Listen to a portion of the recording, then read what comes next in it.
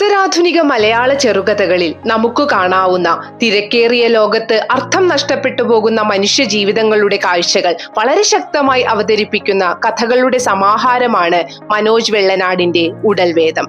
അവതാരികയിൽ Aymanam John ചൂണ്ടിക്കാണിക്കുന്നത് പോലെ നാഗരികമായ ചുറ്റുപാടുകളിൽ ആകസ്മികമായി സംഭവിക്കുന്ന ഗതിവിഗതികളെയും ഉടലും ഉയിരും തുല്യ പ്രാധാന്യത്തോടെ ഇടപഴകുന്ന കുറച്ച് സന്ദർഭങ്ങളെയും കൂട്ടിയിണക്കി സൃഷ്ടിച്ച 10 കഥകളാണ് ഇതിലുള്ളത്.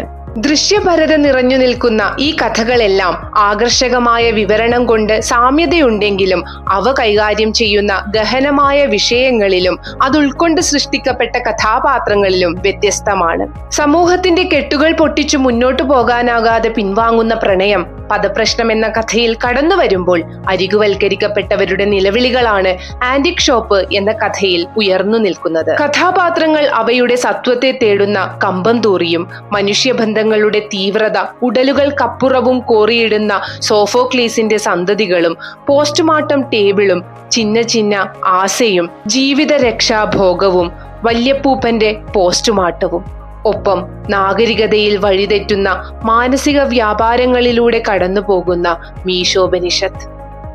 ഒടുവിൽ മതാന്ധതയുടെ വാളുകളാൽ ജീവിതം തന്നെ വിച്ഛേദിക്കപ്പെട്ടവരുടെ ദോസഖ് തഹ് ദർവാസം.